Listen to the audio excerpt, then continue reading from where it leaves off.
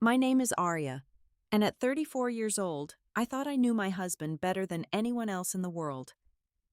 That Friday evening, Marcus was in our kitchen making his famous carbonara, the smell of garlic and bacon filling our home with warmth. His phone buzzed on the counter, and I saw the message flash across the screen. 3 words from his coworker Jenna that changed everything. I miss you. Marcus was humming our wedding song completely unaware. I picked up his phone and typed back, "Come over."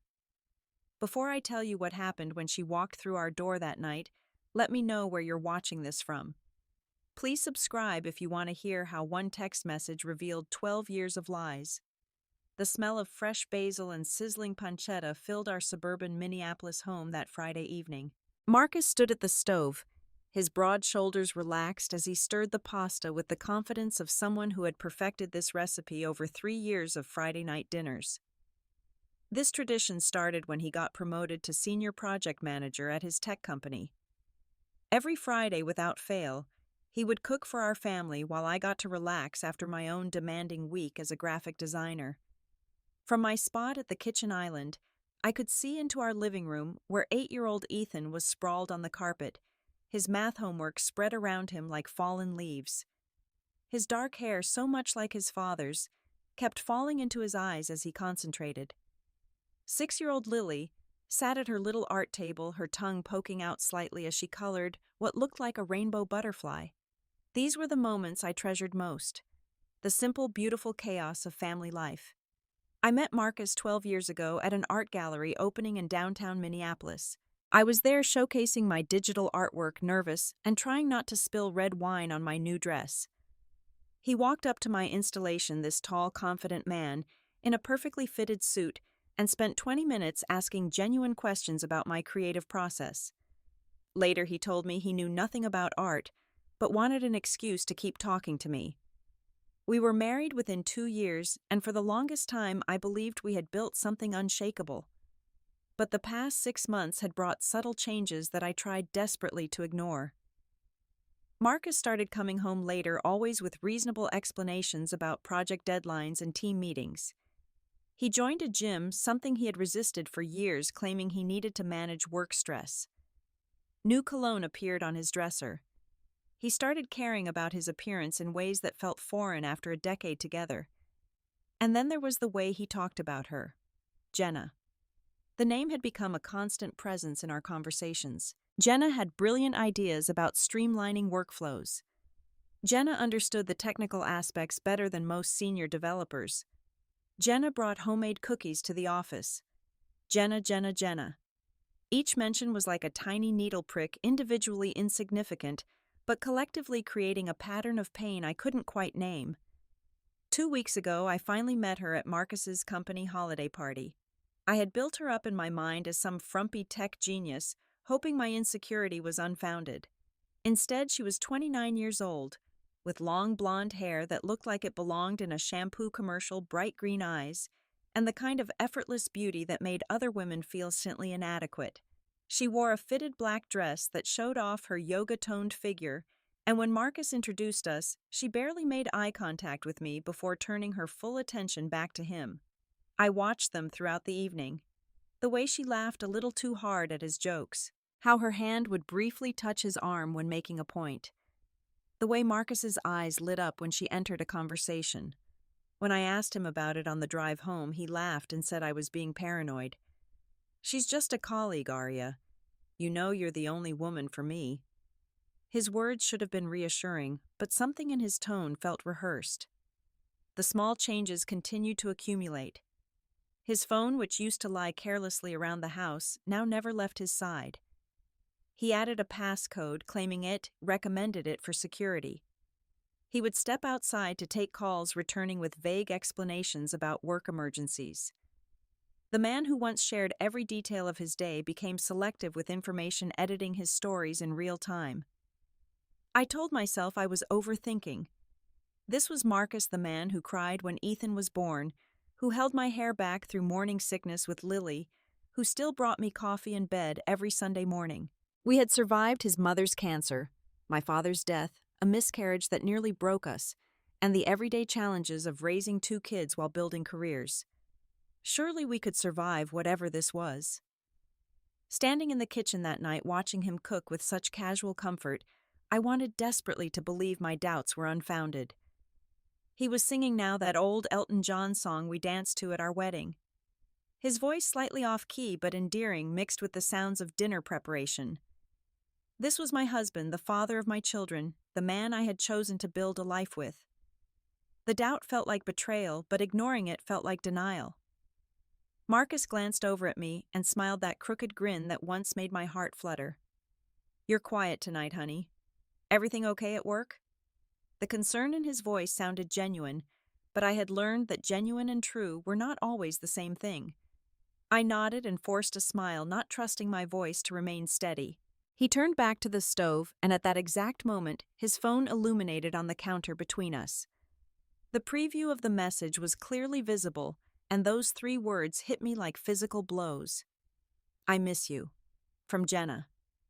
Time seemed to slow as I stared at the screen, my wine glass suspended halfway to my lips.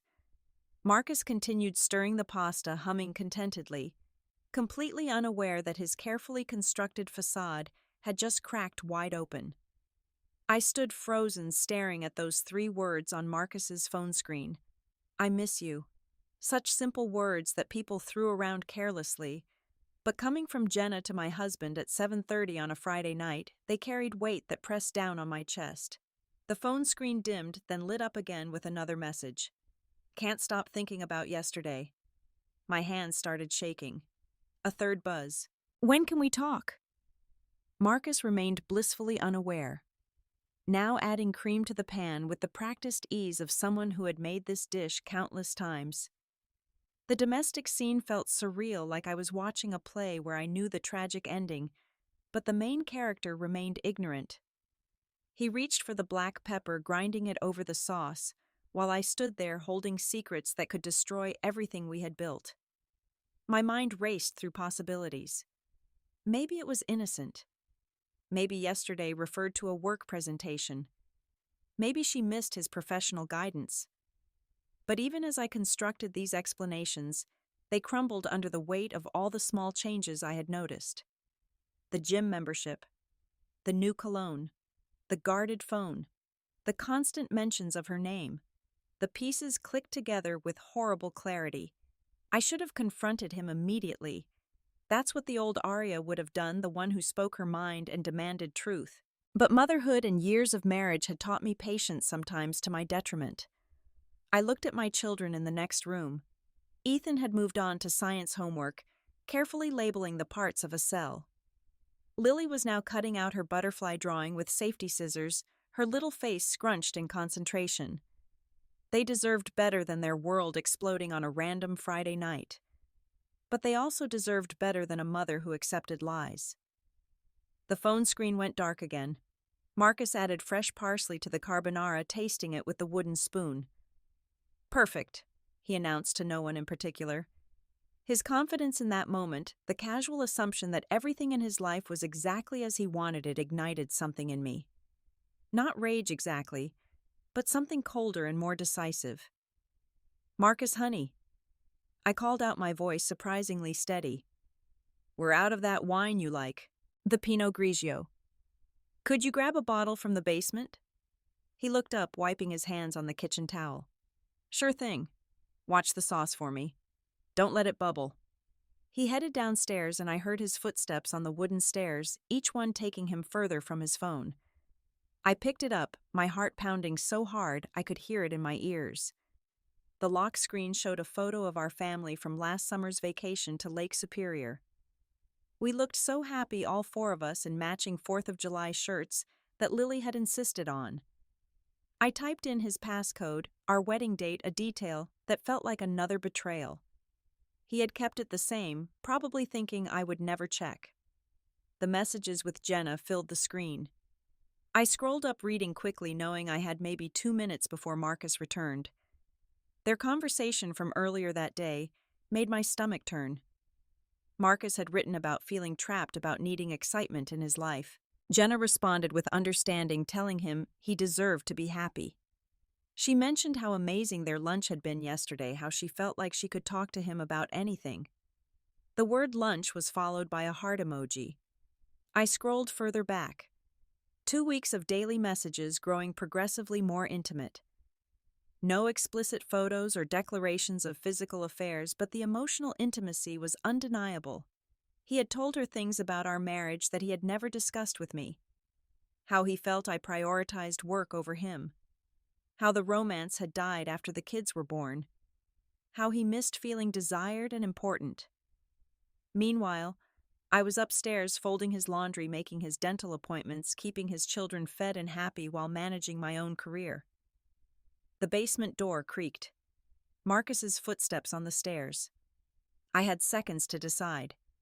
I could put the phone down, pretend I had seen nothing, and continue living this lie.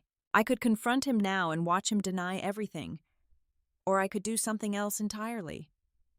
My fingers moved across the screen with sudden clarity. I opened his message to Jenna and typed, "Come over. Wife and kids are here. Let's clear everything tonight." I added our address, though she probably already knew it, and hit send before I could second-guess myself. The response was almost immediate.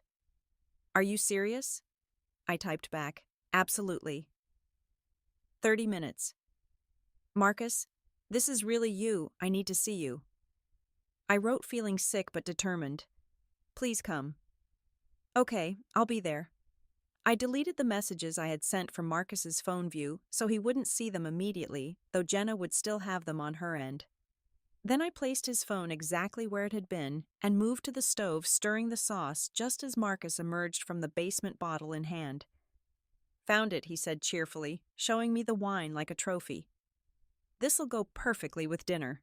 "You okay, honey? You look a little pale." I managed a smile that felt like breaking glass. "Just hungry. Smells amazing." He kissed my forehead, a gesture so familiar and tender that for a moment I almost broke down. Almost told him everything. Almost begged him to explain to make it all make sense. But then his phone buzzed again, and I saw his eyes flick to it with an eagerness he couldn't hide. He didn't check it though, probably not wanting to seem suspicious. "Let's eat," I said, my voice belonging to someone else entirely. Someone stronger than I felt. Someone who had already decided that tonight everything would change. Marcus called the kids to dinner, and as my family gathered around our dining table, I began counting down the minutes until Jenna would arrive. 29, 28, 27. Each tick of the clock on the wall felt like a heartbeat marking the remaining moments of our life as we knew it. Ethan chatted about his science project on the solar system.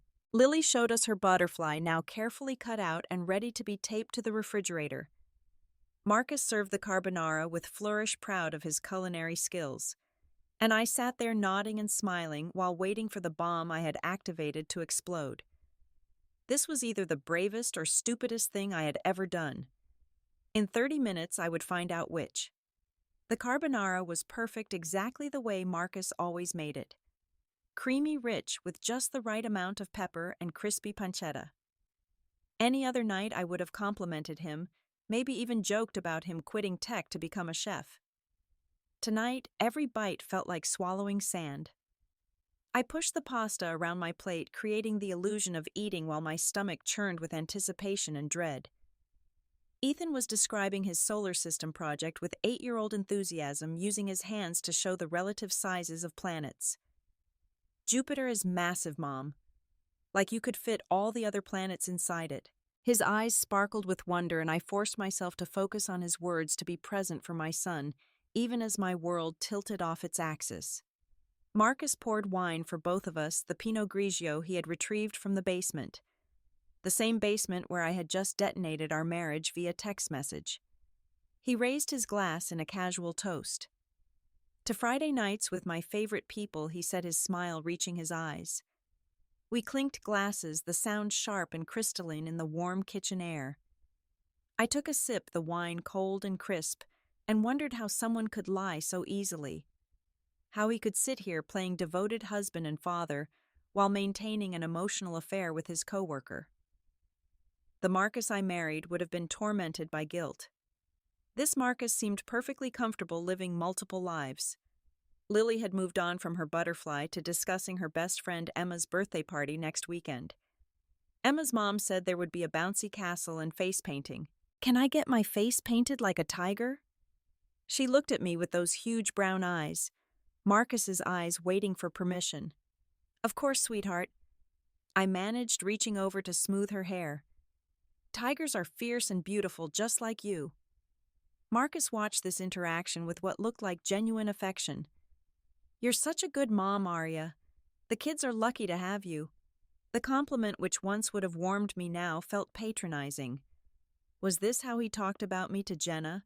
The good mother, the responsible one, the boring wife who killed the romance 20 minutes until Jenna would arrive. I glanced at Marcus's phone, still face down on the counter. He hadn't checked it since dinner started, probably trying to be present with the family. The irony wasn't lost on me. So I said, cutting into the false domesticity, "How was work today?" Any interesting meetings? Marcus launched into a story about a client presentation, his hands moving animatedly as he described the technical challenges they had overcome. And Jenna, God, she was brilliant. She caught this bug in the code that would have cost us weeks of delays. The client was so impressed. There it was. Even now, even during our family dinner, he couldn't help but bring her up. I watched his face light up as he talked about her, the same expression he used to have when talking about me in the early days of our relationship. She sounds very talented, I said, my tone neutral. You're lucky to have such a good team. Marcus nodded enthusiastically, missing the edge in my voice entirely. She really is special. Actually, she's been having a tough time lately. Going through a divorce. Her ex was a real piece of work, apparently. Very controlling. The way he said it with such intimate knowledge of her personal life confirmed everything I had read in their messages. This wasn't just a work friendship. This was something deeper, whether physically consummated or not. 15 minutes now. Ethan finished his pasta and asked to be excused to finish homework. Lily wanted to watch cartoons. Normally I would insist they stay at the table until everyone was done, but tonight I needed them away from what was coming. You can both go, I said. But stay upstairs. Okay, Daddy and I need to talk about some grown-up stuff after dinner. They scampered off, Ethan helping Lily reach her favorite cartoon on the tablet. Their footsteps thundered up the stairs, and then it was just Marcus and me in the kitchen that had hosted thousands of meals over our marriage. Marcus started clearing plates, humming again. That nervous habit of his when he was content.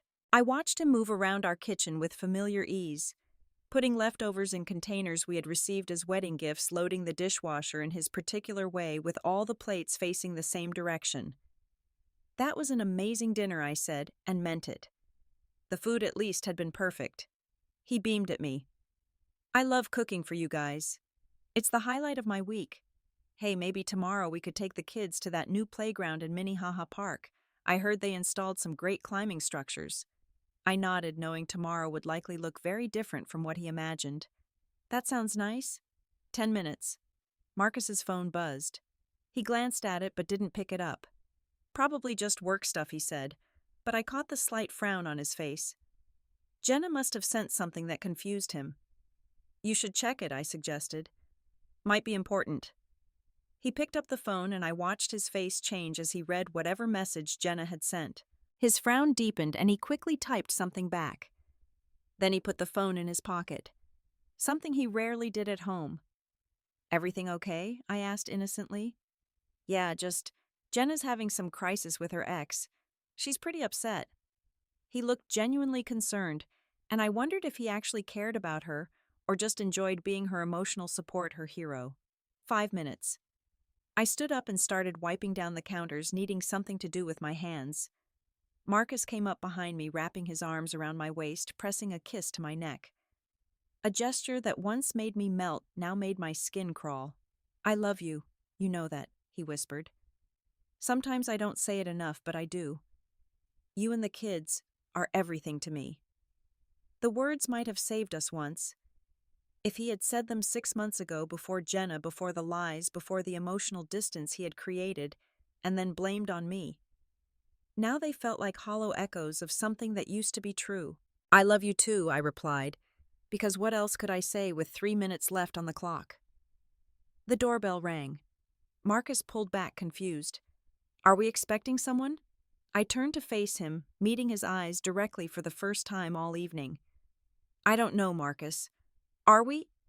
He walked to the door and I followed, my heart pounding but my resolve solid. Through the frosted glass, I could see a feminine silhouette. Marcus opened the door and there stood Jenna in person, wearing jeans and a sweater. Her hair pulled back in a messy bun, looking nothing like the polished professional from the holiday party. She looked vulnerable and confused and very, very young. Marcus, she said, her voice uncertain. You texted me to come over. You said it was urgent. Marcus turned to look at me, his face a study in confusion. I didn't. Then understanding dawned, followed quickly by something that looked like fear. Arya. I stepped forward, keeping my voice calm and controlled. Actually, Jenna, I texted you. I thought it was time we all had an honest conversation. Please come in. The silence that followed stretched like pulled taffy, thick and suffocating. Jenna stood frozen on our doorstep, her green eyes darting between Marcus and me, trying to process what was happening. Marcus's face had drained of color, his mouth opening and closing like a fish gasping for air. For someone who always had a quick response, who could charm his way through any client meeting, he seemed to have lost all power of speech. Come in, Jenna, I repeated, stepping aside with the practiced grace of a suburban hostess. It's cold outside, and we have a lot to discuss. She entered hesitantly, her designer boots clicking on our hardwood floor. The sound echoed in the foyer, each step marking her progression from secret to exposed. Marcus finally found his voice, though it came out strangled and high. Arya. What is this? What did you do? I closed the door with a soft click that sounded like finality. I responded to Jenna's text for you, Marcus. The one where she said she missed you. I thought it was time we stopped pretending. Jenna wrapped her arms around herself, suddenly looking very young and very scared. I should go. This was a mistake. I'm so sorry. No, I said, my voice carrying an authority I didn't know I possessed. You're here now. We're all here. Let's at least be honest about what's happening. The sound of cartoons drifted from upstairs, a reminder that my children were just one floor away from this unfolding disaster. I walked into the living room, and they followed Marcus, looking like he might bolt at any moment, Jenna moving like she was walking to her execution. Kids, I called up the stairs, keeping my voice light. Daddy and I need to talk with someone from his work. Watch your shows upstairs, and don't come down until I call you, okay? Okay, Mom. Ethan's voice carried down, already absorbed in whatever was on the screen. I turned back to find Marcus and Jenna standing as far apart as our living room would allow, like opposing magnets. The room that had hosted birthday parties, Christmas mornings, and family movie nights now felt like a courtroom. Sit, I said, gesturing to the furniture. We're all adults here. Let's act like it. Jenna perched on the edge of our leather armchair, the one Marcus had insisted we buy, even though it cost 2 months of my salary. Marcus remained standing, positioning himself between Jenna and me like he was protecting her. From me, his wife. The irony was almost funny. Arya. Marcus started, his project manager voice kicking in, the one he used to control difficult meetings. This isn't what you think. Jenna and I are colleagues. Friends. Nothing inappropriate has happened. I pulled out my phone where I had taken screenshots of their messages before he returned from the basement. Should I read these out loud, or would you prefer to explain them yourself? The one about feeling trapped, perhaps, or maybe where Jenna says she understands you in ways I never could. Marcus's face went from pale to flushed. You went through my phone. You left it on the counter. Your passcode is our wedding date, Marcus. Not exactly Fort Knox. I turned to Jenna, who looked like she wanted the floor to swallow her whole. How long? She glanced at Marcus, seeking permission or guidance, but he was staring at the floor. 3 months, she whispered.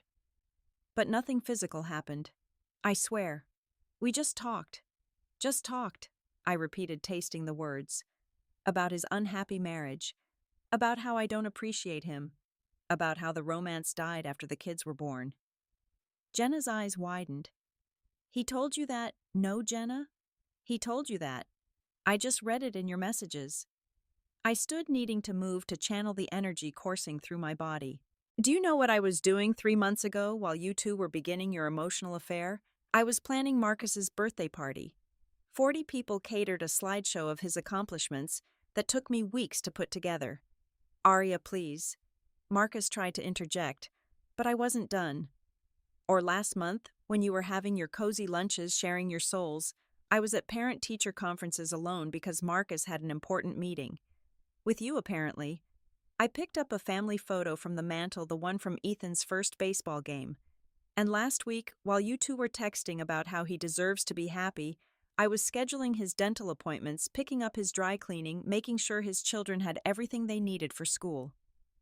The room felt smaller with each word, the walls closing in on all of us. Jenna had started crying, silent tears running down her face, smearing her mascara. Marcus stood frozen, his hands clenched at his sides. I didn't know, Jenna said quietly. He made it sound like you two were basically roommates, like you lived separate lives. I laughed, but there was no humor in it. Separate lives. We sleep in the same bed. We raise 2 children together. We make love, though apparently not often enough for Marcus's liking. We share finances, responsibilities, a home. What part of that sounds separate to you? Marcus finally moved, taking a step toward me. Arya, you're right, I'm sorry. I got caught up in something I shouldn't have. But I love you. I love our family. This thing with Jenna, it's nothing. Nothing, Jenna's voice cracked as she stood up. Nothing, you told me you were falling in love with me, Marcus. You said you were going to ask for a separation after the holidays. The admission hung in the air like smoke from a fired gun. Marcus's betrayal was no longer theoretical or emotional. It had been planned, calculated, with an exit strategy I knew nothing about. I sank onto our couch, the one we had bought together at a furniture store in Bloomington, arguing playfully about the color. You were going to leave us. My voice came out smaller than I intended. Not leave, Marcus said desperately, shooting a betrayed look at Jenna. I was confused. Work has been stressful, and Jenna was there and she listened and I got mixed up. But I would never actually leave you and the kids. Stop lying. Jenna's composure finally cracked completely. Stop it, Marcus. You said she was cold, that she only cared about her career. You said you felt like a paycheck and a handyman, not a husband.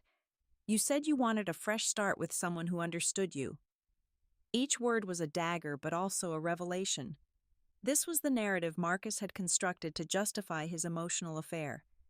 He had painted me as the villain in his story, the unappreciative wife who drove him into another woman's arms. Meanwhile, I had been holding our life together with both hands while he slowly loosened his grip. You know what the ironic part is? I said, looking at both of them. I gave up a job offer in New York 3 years ago. Creative director at a major agency. My dream job. But Marcus had just gotten promoted and moving would have disrupted his career trajectory. So I stayed. I chose us. I chose our family. Marcus's face crumbled. I didn't know that. Because you never asked. You never ask about my dreams, my sacrifices, my struggles. You just assume I'm happy playing support staff to your life.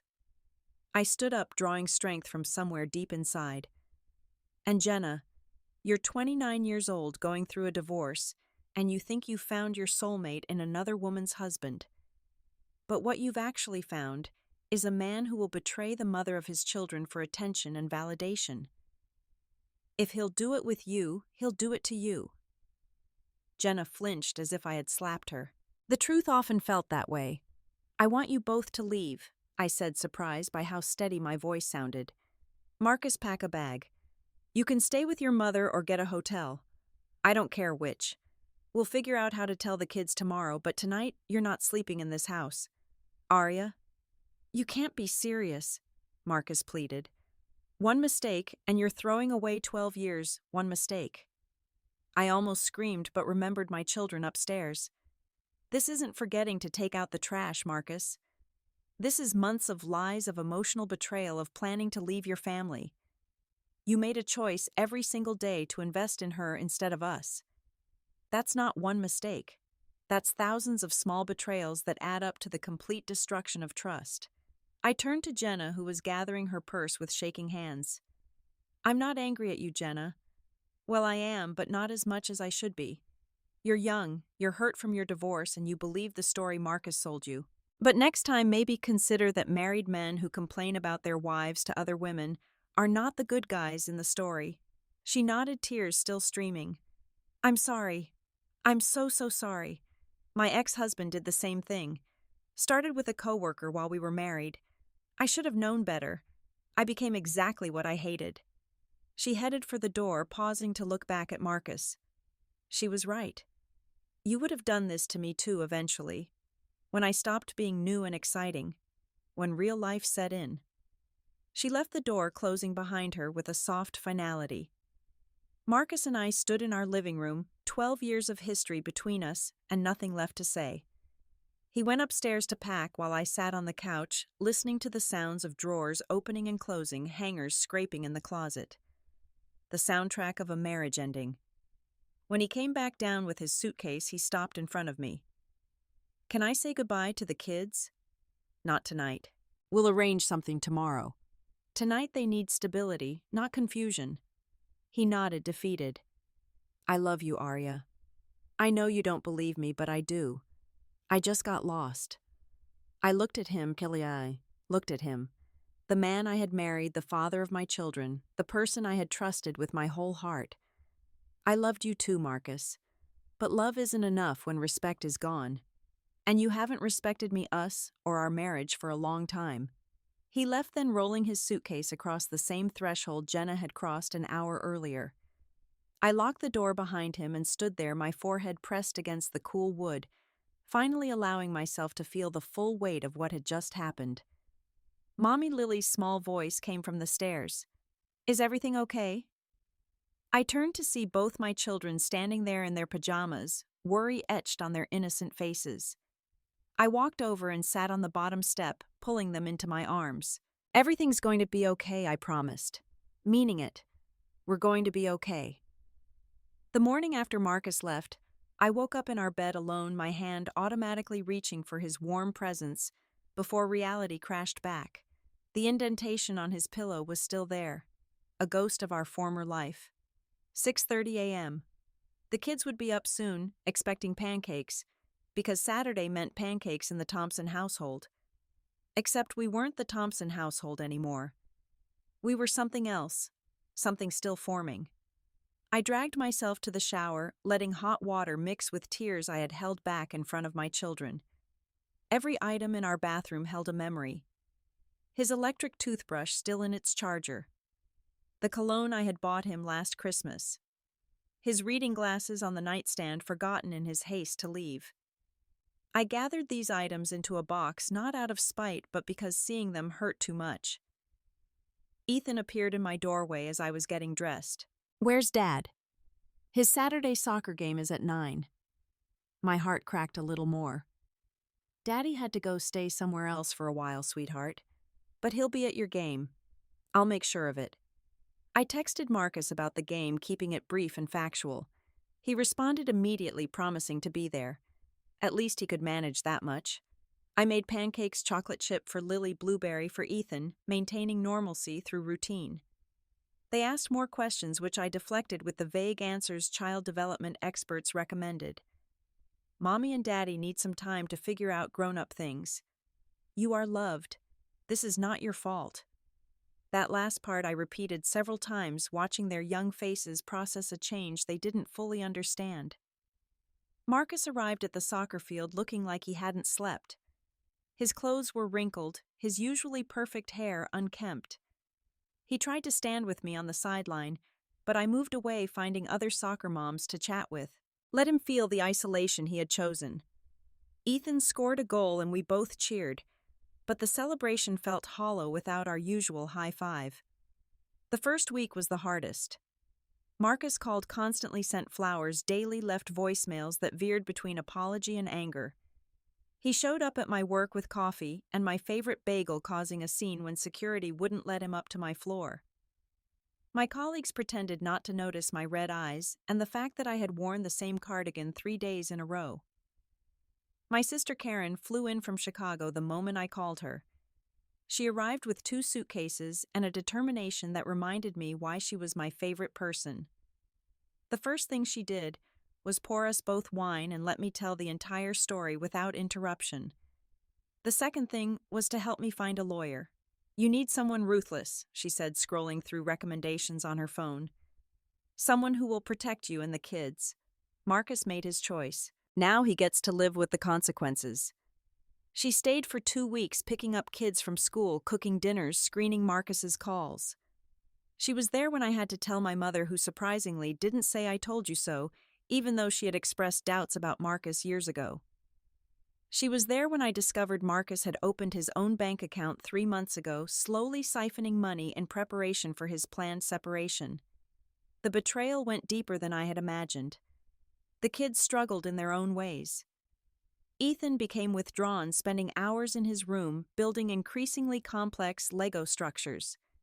His teacher called to say he had been getting into fights at recess, completely out of character for my gentle boy.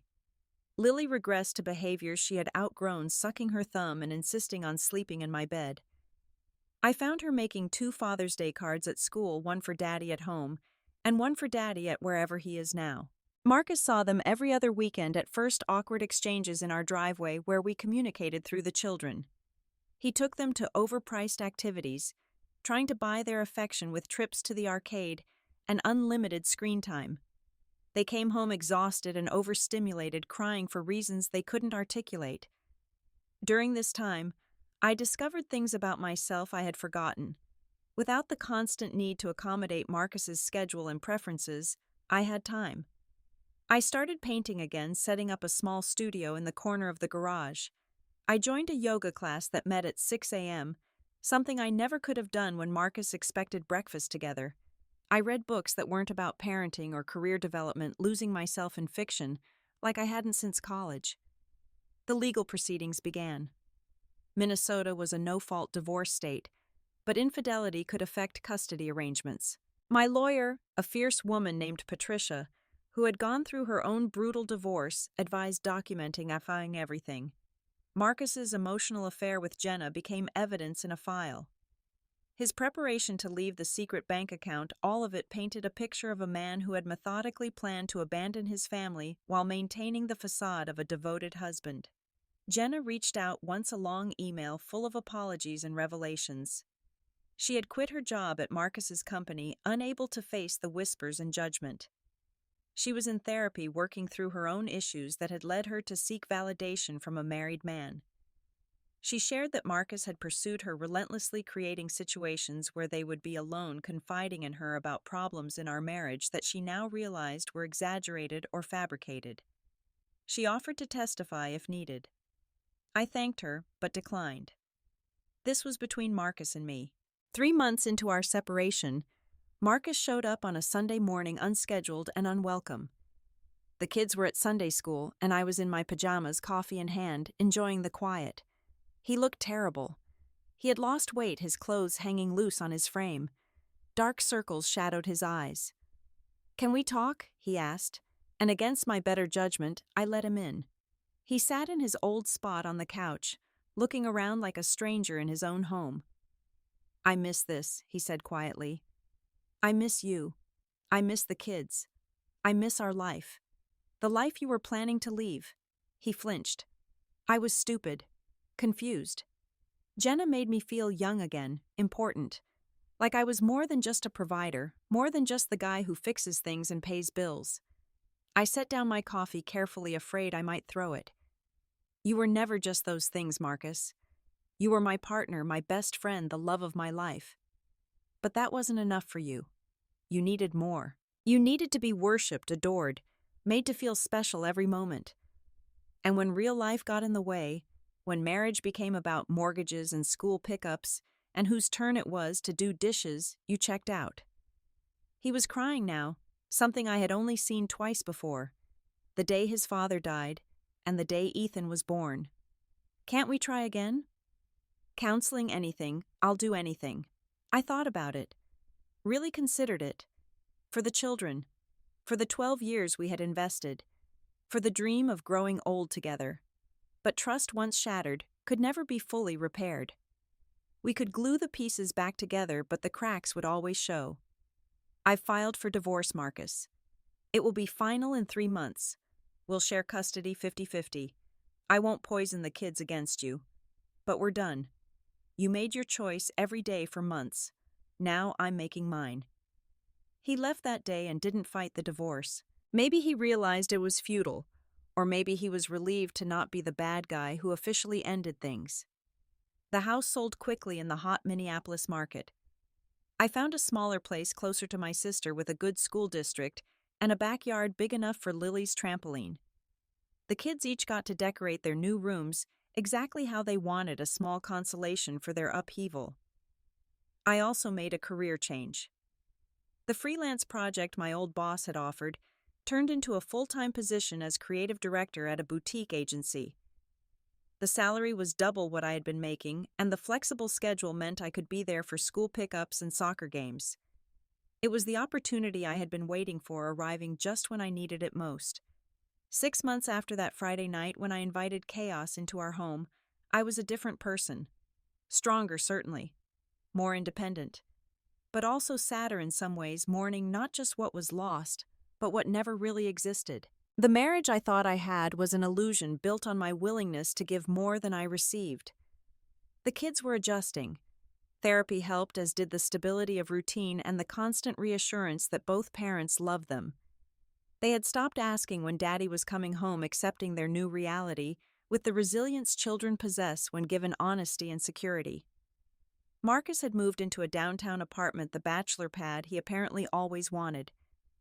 Through the kids, I heard he was dating someone new, a woman from his gym who didn't have children and thought his weekend dad routine was charming. I felt nothing about this news. No jealousy, no anger, just a mild hope that he had learned something from our destruction. The coffee shop on Grand Avenue was busy for a Tuesday morning, the kind of place where writers pretended to work on novels while actually scrolling social media. I had arrived early, claiming a corner table where I could see the door. My laptop was open to a presentation for a new client, but I couldn't focus. Instead, I watched the morning rush professionals grabbing their lattes. Stay-at-home parents negotiating with toddlers the rhythm of a life I was still learning to navigate solo. It had been 8 months since that Friday night when everything changed. 8 months of lawyers, mediators, and paperwork. 8 months of single motherhood, though Marcus had the kids every other week now. 8 months of rebuilding brick by brick a life that was entirely mine.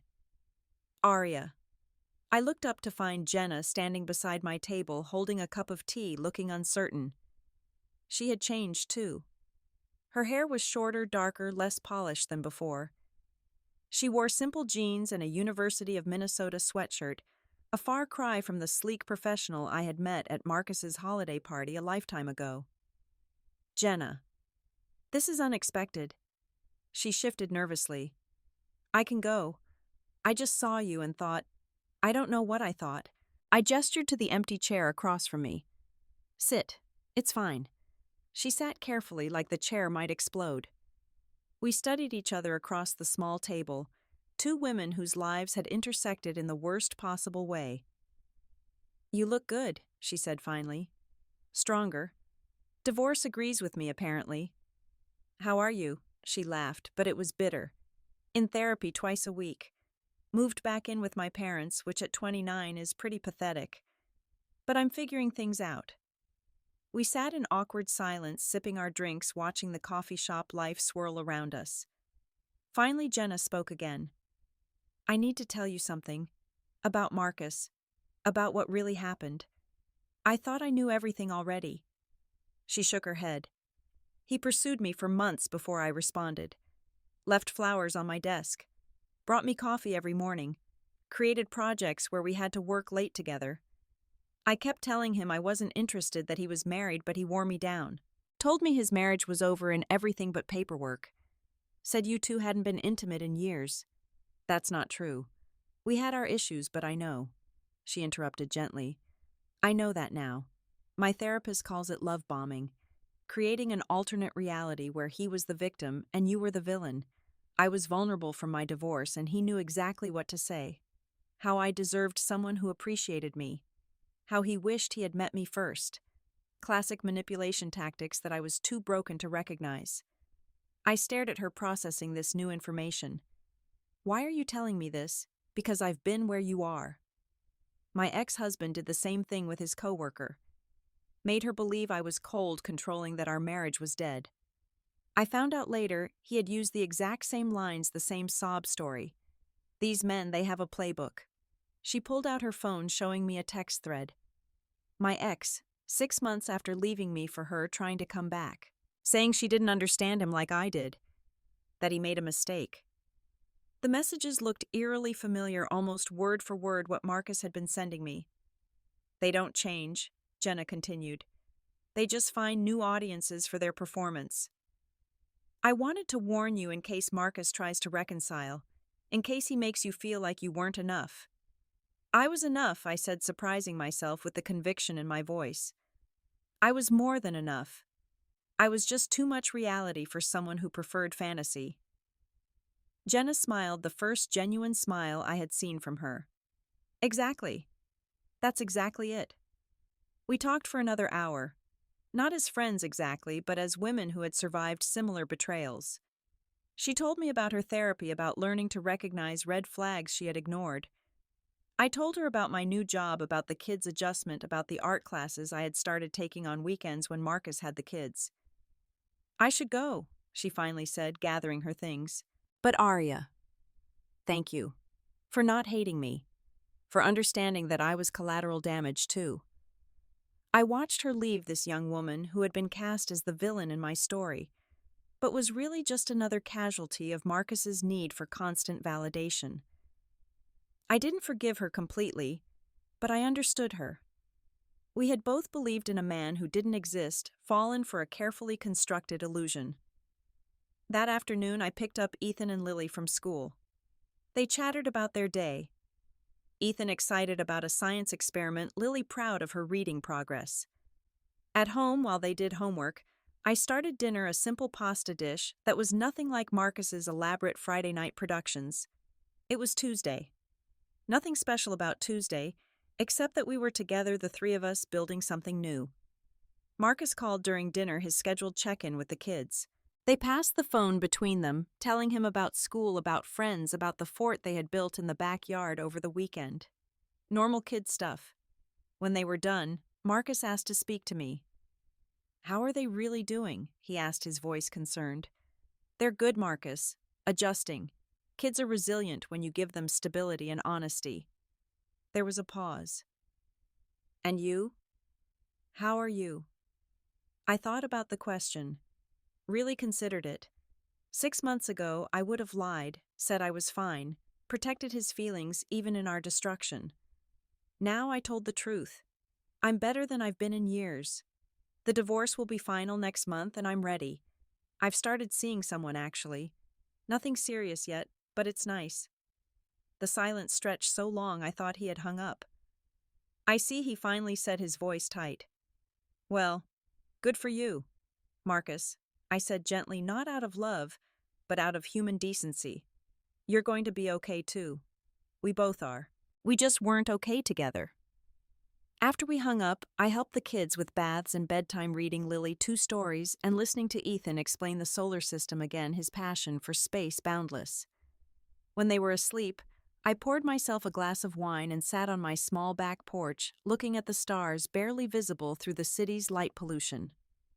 A year ago, I would have been inside folding laundry or preparing Marcus's clothes for the next day, making sure everything ran smoothly. Now I sat still, just being. Not a wife, not trying to be perfect, just Arya. 34 years old, divorced mother of 2, creative director, and starting to remember who I was before I lost myself in maintaining someone else's happiness. The divorce papers were signed on a Thursday. Marcus looked older, grayer, like the past year had aged him a decade. We sat in a conference room with our lawyers dividing 12 years into assets and schedules. The house proceeds split. Retirement accounts divided. Custody shared. It was business now, nothing more. When it was done, we stood awkwardly in the parking lot beside our separate cars. I'm sorry, he said. For everything. I destroyed something beautiful because I was stupid and selfish. Yes, you did. I agreed not to hurt him, but because it was true. Do you think, could we ever be friends? For the kids, I thought about it. We'll be co-parents, Marcus. Good co-parents who put our children first. But friends no. Friends don't lie to each other. Friends don't plan to abandon each other. Friends respect each other. You can't destroy trust and then expect friendship. He nodded, accepting this final verdict. I wish things had been different. They could have been. You had that power. You chose otherwise. I drove away watching him shrink in my rearview mirror until he disappeared entirely.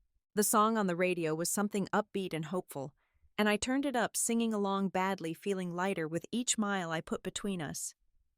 2 years have passed since that Friday night when I chose truth over comfortable lies. 2 years of growth setbacks, small victories, and unexpected joy. I'm 36 now with laugh lines that weren't there before and a confidence that runs deeper than my old bravado ever did. The kids are thriving. Ethan, now 10, won his school's science fair with a project about renewable energy.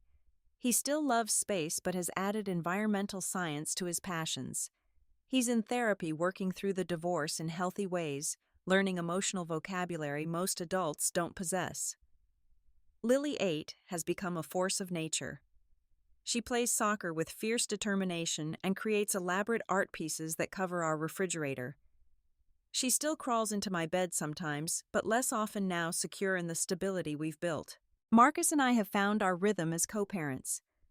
We attend school events separately, but can sit in the same auditorium without tension.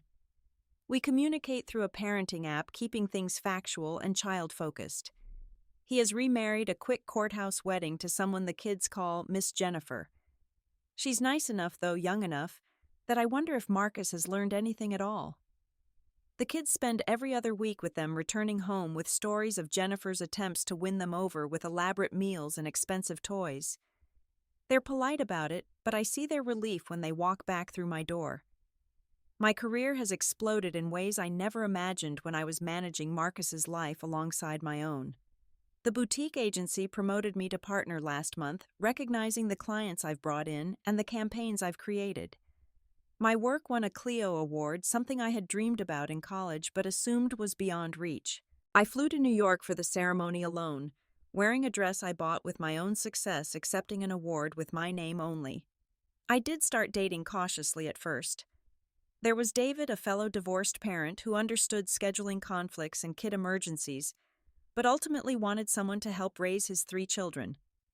There was Alex, exciting and spontaneous, who reminded me I was still young and desirable, but couldn't understand why I wouldn't introduce him to my kids after 3 dates. Then there was Ben. Ben was different. A widower with twin boys a year younger than Ethan. We met at a horrible school fundraiser, both of us clearly there under protest, making sarcastic comments about the silent auction items. He was a pediatric nurse, gentle and patient, with a dark sense of humor that matched mine. Our first dates were coffee while our kids were at school, then tentative dinners when we could arrange babysitters. 6 months in, we let our kids meet at a neutral playground. They became instant friends, bonding over Pokemon cards and complaining about homework. We take things slowly.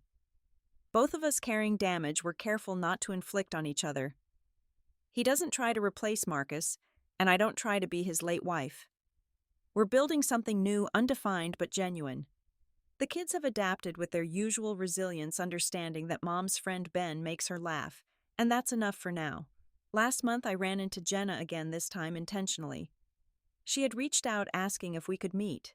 She's in graduate school now, studying to become a therapist, specializing in relationship trauma. The irony isn't lost on either of us. She's been sober for 6 months, apparently. The emotional affair with Marcus had masked deeper issues she's now addressing. We're not friends, but we check in occasionally, 2 women who survived the same storm differently. Marcus tried one more reconciliation attempt 6 months ago, showing up drunk at 2 a.m. crying about losing the best thing in his life. I let him sob on my porch while I made him coffee and called him an Uber. Before he left, he said something that stuck with me. I thought I was upgrading, he slurred. Younger, more exciting, less complicated. But Jenna was just a mirror reflecting what I wanted to see. You were real. You saw me flaws and all, and loved me anyway. And that terrified me. The honesty came too late to matter, but it provided closure I didn't know I needed. He had been terrified of being truly seen and loved, so he chose performance over authenticity.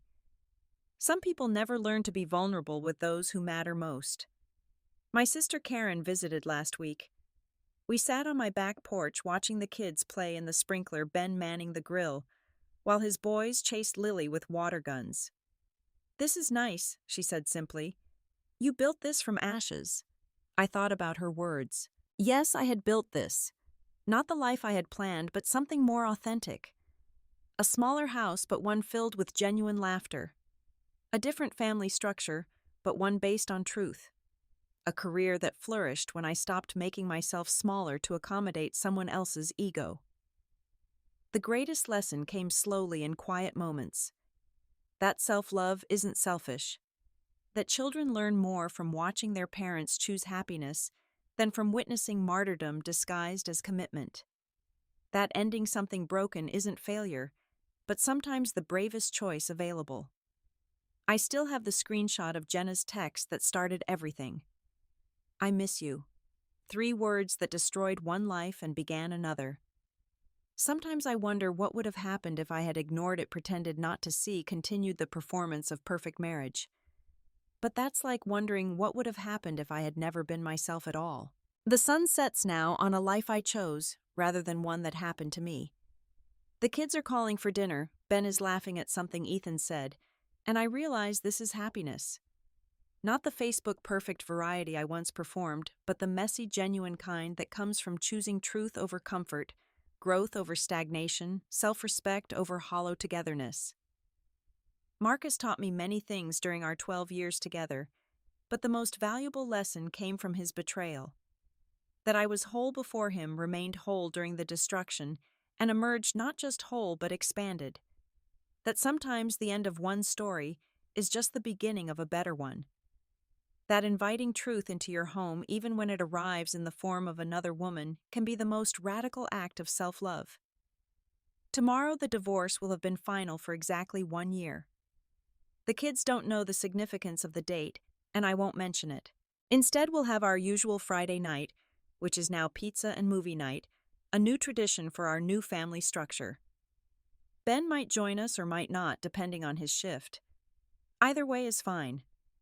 I've learned to be complete with or without a partner, to find joy in solitude and sharing alike.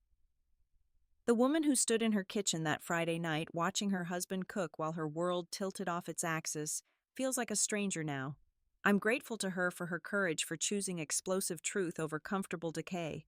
She didn't know that destruction could be a doorway, that sometimes you have to burn everything down to discover what's fireproof. My phone buzzes. It's Marcus confirming pickup time for the kids on Sunday. I respond politely, efficiently, without emotion. He's just logistics now, a co-parent to be managed, no longer the center of my universe. The indifference feels like victory. Looking back, I realize the affair wasn't what ended our marriage. Our marriage ended the moment Marcus chose to seek external validation instead of internal growth, when he decided it was easier to find a new audience than to become a better person. Jenna was just the catalyst that revealed what was already broken. I'm almost grateful to her for that, for forcing the truth into the light where it couldn't be ignored.